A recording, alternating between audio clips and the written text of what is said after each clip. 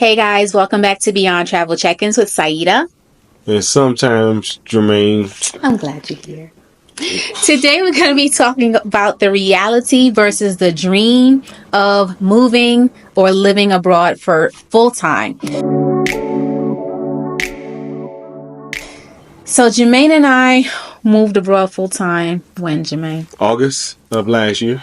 So we moved abroad August of last year. We moved to Kenya. And hopefully we will be Kenyan citizens at some point. That's the goal. Hopefully that's the goal, but we'll see. Well, that's the goal. Yeah. So today we just want to kind of talk about the realities versus the dream, because Instagram and social media can really romanticize and sensationalize life abroad, but there's some dark sides of moving abroad, and we want to kind of point those out today. Yeah. So let's talk about the emotional side of moving abroad. What kind of things can impact your emotions while you're living abroad? Well, it depends on what kind of person you are. Like some people, right? They're solo everything. So them going abroad is really nothing. They're like, I'm gonna leave my family behind anyway. I talk to them when I talk to them. But a lot of people are not that way.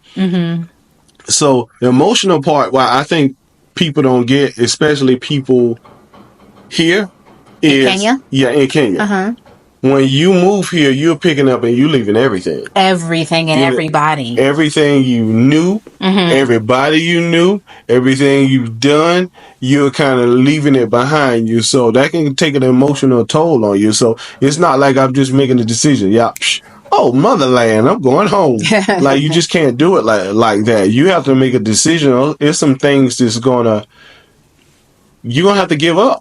Basically, you're going to have to give up some relationships. You're going to have to change some relationships because you're not going to see people all the time that you used to.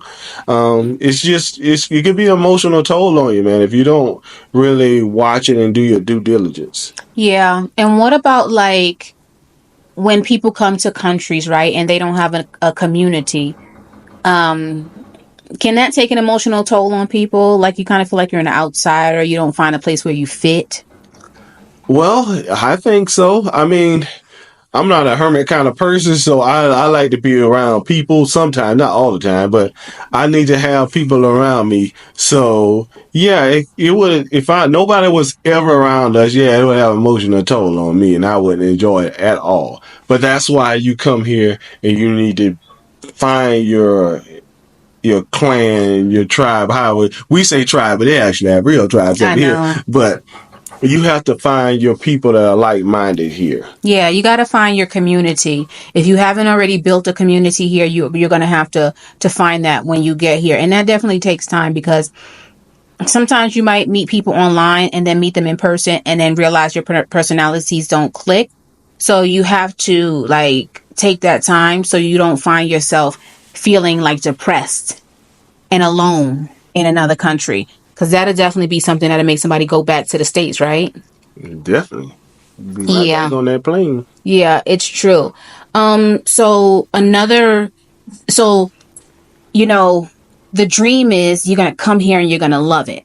But the reality is, if you don't have a community and you haven't reconciled how you're going to respond with not being around your family day to day and not being able to just see them right away, then that could be a big wake-up call for you. What about finances? As far as the dream goes, when we're looking at Instagram and social media, everybody's talking about they're a digital nomad, they work remotely, they're showing pictures of themselves sitting on a beach working, they at the pool at the resort. This is one thing I'm going to say.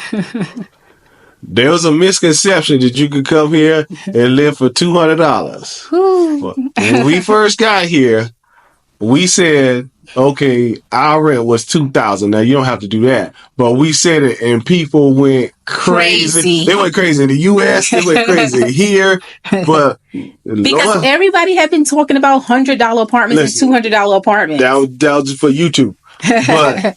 Now, if you look at never believe that. no, look at everybody now. You don't see anybody saying In Kenya, Nairobi. No, nobody from America is doing that. Right. Well, nobody's a big word. Yes. For most people, but that was just for show. We realize some Kenyans live on $100, $200 apartments. But if you're coming from America, those apartments are something you're not used to at all. So I think that really, once you start getting $700-$800 here, that's when Americans kind of say, okay, I can deal with that. I'll start to be comfortable, but it don't stop at 7. 7 is the beginning, but it depends on who you are. If you had a big house in the States and all that, I mean, if you go outside, you can get it for cheaper. But if you want to live this city life, like we said, this apartment right up that street costs $3,000. And if you want to go with the people who got a little bit more money, you go out there to Karen and Gagiri and you can pay $3,000-$4,000. It's up to you. But all that $200 stuff, let me tell you right now,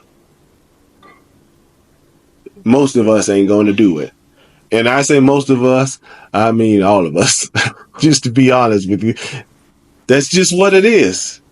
And so, would you say the reality is having boots on the ground, knowing somebody who really knows the real estate market and can give you real facts about what the rent is here? Right. Or whatever country you're going to? Right. I think you better go with facts, because this you got to remember. We're talking about Kenya being a tech hub, right? We're talking about Kenya being, okay, the East African capital almost, right? If it's got East African capital, it's tech hub and all that, you think they building all these big buildings and all that so you could come from America and stay here for $200? Nah, they not doing it. You can stay for $200. Don't get me wrong. But are you going to do it? 9 out of 10 of you are not, just to be honest. Right. So the dream is whatever people are selling you on the internet, but the reality is going to be what you see when you get here or what you hear from trusted people. I don't think people even selling that anymore. I think that market's closed. Yeah. And if you're considering coming to Kenya, moving to Kenya, and you want to sit down and you want to talk with Jermaine and I, you want to actually have some boots on the ground, you want to be a part of our network, you can click the link in the description and you can schedule a call with us, and we'd love to sit down and talk to you. So the next part that we want to talk about is logistics. And there are some harsh realities, and then there's a dream. So when we were getting ready to come over here, and this I think impacted our decision to come here, and that was the visa free for everybody campaign. I ain't get too deep in those woods. But it's not super expensive. What is it, like $35 a person, something like that? Yeah, but this is the thing. This is why knowing somebody in the country is going to be helpful for you, because sometimes you'll read stuff online that's not actually the reality. Right, and that's when true. You get in the country. And the whole visa process, the residency process, the banking and the housing process in Nairobi, you can't just read it online and think you're going to know it and you're going to come here and it's going to actually work out the way you've read it. Now, all of it's manageable. Yeah. We're just saying it may be different than what you have in your mind. Right. So, but it's manageable. It's not like, I mean, we still here. Most of the other YouTubers you see, the ones that want to be here, they're still here. So it's manageable. You just got to know how to maneuver. That's all. Right. And it may, like, you just have to learn the process. It's just like with anything. Like when you become an adult in America, you have to learn the rental process when you're talking about getting your first apartment or buying your first vehicle. Like even buying your first vehicle in the States, you can get got. Because what you don't know, and what you don't know can hurt you. Yeah, I know when people talk about getting got over here in the continent, right? But you can get got in America easy, especially what we used to say, a used car salesman, when you try to put somebody down, that's what you used to say. Now, we know now, not all of them are bad, but they know that car could be worth $2,000, but then it sold it to you for $5,000 because you don't know the difference. Or the car could be a car that ain't even working and they got it working just long enough for you to test drive it. Drive on the lot. And it break down. At limit. So it's just about knowing. And the logistics part here in Nairobi is definitely good to know somebody, because the system here is just different from how it is in the States.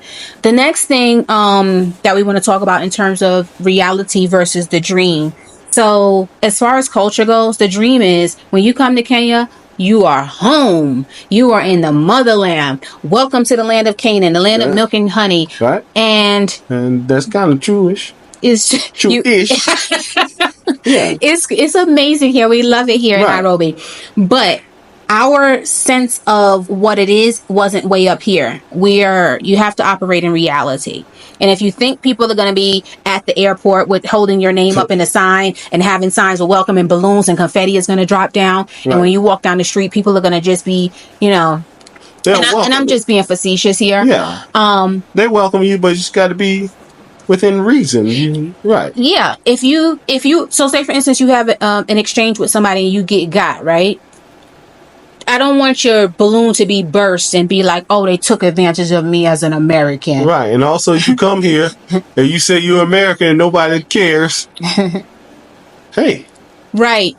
And when you come here, like say, for instance, you come here as a Black American or African American and you want to tell the Black American history, plight and all of that, and they don't really care or they can't relate. Right. They can't I don't want you to feel like, oh, these aren't my sisters and brothers.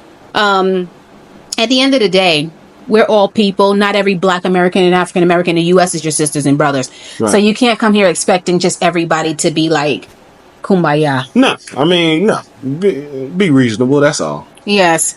What about work and income? So, all right.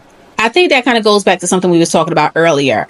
The dream is, we're going to work remote on the beach in Thailand. We're going to be in Diani Beach working. We're going to be in the glass bottom boats working remotely. What's the reality? I mean, all those things can happen, right? They can.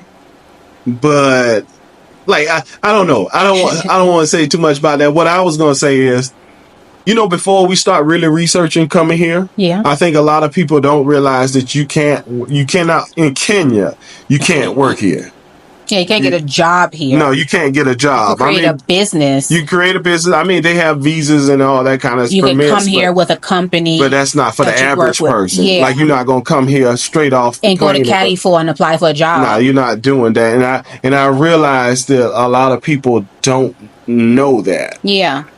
So, no. But even like Oracle or BMW, I don't think you can go down there and apply for a job at Oracle or BMW. No. They have their own employees, even at like the Hyatt or the Marriott. I think you got to I don't know how that works. I assume you got to get transferred in, but you're not coming here and filling out an application and getting hired. No. You're not doing that. Remote work is your best bet. And I will say this. Or your own digital business or your own business in the States. Right. Something like that, because I didn't do that before I wanted to come here. Right. So I had to find something. So that's what you're going to have to do, is stuff out there. And remember, you don't have to make the same amount of money you made in the States to do here. If you can make over $2,000 a month, you could come here and you could be straight. You don't even have to. As a single person or a family? Well, what do you mean family? You mean more family than a husband children. or what? Yeah. Now, your food bill will go up a little bit then. But I'm talking about as a couple. Yeah, I think you come here and do 2,000 easy and be okay. Yes. Now, family, you might need to add a couple hundred on there at least. I don't think you're going to be as comfortable maybe as you want at 2,000 as a couple. It just depends on your lifestyle, I guess. I mean, but we have a very simple lifestyle. Yeah. Okay. When we got here, right? Remember the Airbnb was 1,200. Mm-hmm. Right. We could have stayed in the same kind of place for less than that in the Airbnb. Now, us, it's a little different, but if you'd have caught me at 25, caught you at 25, you'd be like, I would have did it. I'd have did it. I'd have stayed there. I'd have been like, on what you used to. I'm living the life. And you're in Kenya too. But you just being a little bit older, I'm just like, I don't want to stay here. No, not at the moment. So it just depends on like where you're at in life. Yes. So what does... So that's the dream. The dream is like the glass bottom boats working on the beach. Jermaine and I, we work remotely.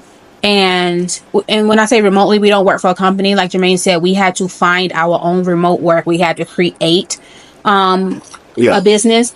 And like our days are full. Like we haven't been to Diani Beach. We haven't been to Mombasa. There's so many places we want to go. We want to go to Uganda. It's so many places we want to go. We're going to South Africa. But we have been working every day. And that's will be you too. If you're trying to create a business, you're trying to do create remote work or being self-employed, Right. usually you're gonna have to put in some work. And plus, a lot of our other stuff is like our faith-based stuff too. Yes. So that takes up time too. Yes. So yeah, we full. We got to do a schedule. Right. So we're not out on a beach and all of that. And you'd have to think about things Not like yet. internet. But again, Jermaine and I are really trying to get some things in place to where in the next decade, we can kind of scale back. Because I'll be 57 and you'll be 62, 61, 62, right? I'm scaling back all the way. What I got at 62 is what I got. I ain't doing all that working after, unless it's something I love. I mean, we don't do anything hard, but I'm just saying, like, right? I know, but 62. I think you'll do the same thing at 62. Man, you think I'm going to start maybe 9 not o'clock? about the same amount of hours, but I think you should. I just don't see him not doing it. But we'll see when he's 62. Just like he said when I said we should move to Kenya in 2017, and he said I ain't never moving to Kenya. So let's check back with him in a decade and see what he says when he's 62. Okay, so the next one, babe. What's the next one? Oh, building a community. Yeah, you have to. What's the dream? What's the dream? Is like, I assume you're just going to just go in and find all these friends and brothers and sisters off the real, right? Right. But no, you have to work at that. Like that's a man. That's a you have to navigate that here. I just put it that way. You have to see who is going to really be in your corner and who's not. It's like that in the States too, right? Right. You're not going to just have a ready-made friend group when you get here. And it takes time to develop friends and trust and knowing who's going to have your back when the chips is down and that kind of thing. Who's concerned about you, who's checking for you. Who's going to be your friend and who's not trying to use you. Because you do have that here now. But right. I would say you have that in the States. It's just like this. Okay, you know the average income in the U.S. is higher. But say if you had a guy who made $1 million a year, right? That's not us, by the way. Nowhere close. But say if we ran into a guy that made $1 million a year, right? In the U.S., he would have to figure out, okay, he can find friends, but he's got to figure out who's my real friend and who's here just to try to get something for me. I mean, it's the same thing when you go other places, right? If you at a financial tier above some people, sometimes you have to, hey, is this person for me? Or are they just trying to get something out of me? So you have to really know who's going to be in your corner. You have to do your due diligence. Right. And that's just going to be amongst all people you meet, even like within the expat community. Anywhere. Yeah, that's just with all people you meet. People. Yes. And so when you don't have a community, the harsh reality or the reality could be loneliness and depression. Like if you came by yourself, you could be lonely. Yeah. I couldn't see it. Oh. I couldn't see it. What's the next one, babe? Unexpected benefits. Personal growth, new experience, and improved quality of life. Now that's a little easier to do. Improve your quality of life, right? Especially you're talking about living conditions. You can do that a little easier over here if you have your income already set. Well, but the dream is, right? If people feel like they're going to come over here and get an apartment for $100 or $200, right? And they think they're going to have an improved quality of life. No, you're not. But then they get here, they come with $1,000 budget, right? Right. And then they get here. Is their quality of life going to be improved? No. Are they going to have new experiences? No, it's going. You have new experiences. But your quality of life is not. You're going to be struggling in another country? The only quality part of your life that will improve is your food quality. Now that's going to improve regardless, right? Because everything's like fresher. But if you come in with $1,000 budget, thinking just because you outside the U.S. and now you can just come over here and spend anything you want. No, you cannot live in the apartments for $100. You cannot. I'm just looking at you Americans. You cannot. If you do, you're not going to be happy and you're not going to be satisfied. And I'm talking to 9 out of 10. One of you can. And I'm going to give you an example, because I saw an apartment that was $100. If you were born in the 70s and you remember phone booths, I saw a $100 apartment that the bathroom was the size almost of a phone booth. and the shower had no shower head. It was just a thing hanging The out. wires and stuff. That's different. Well, it was a little like a spigot kind of like thing. like a pipe almost. Pipe, yeah. And you have to go, and it's rigged up a certain kind of way. Then there is electricity connected to it. Like, you're not going to live that kind of way. You're not used if you're to not used to living that kind of way. And it's like, when you buy an apartment or you rent an apartment in the States, you don't have to go buy fixtures. Like, sometimes there'd be no light fixture, so you have to go buy a light fixture in some of these $100 apartments. And that's just from one of the ones I saw. We have meetings every Wednesday, right? Yes. We go to our friend's house. Is his apartment $100 a month? No. And where is he got from? a house. And where is he from? He's from Kenya. Born and raised. Yeah. And his apartment is not. No, he got a house. Yeah, he got a house. Yeah, it ain't $100. So if he ain't doing it, and he born here, matter of fact, he's not even from Nairobi, like a lot of people aren't. Right. So if he's not doing it, what make you think you could do it? Yeah. Most people don't move like down in tiers, right? No, they move either laterally or they move vertically. Right. Now you can downsize, but that's only the size. And that's that what we quality. did. We downsized in the size of our lodging, but we upgraded in. I can't say we upgraded in quality. No. We upgraded in service. We upgraded in service. That's what it's all about. Yeah, not quality so much, because that's the thing. We have pretty much everything we had in the States, but also some additional benefits.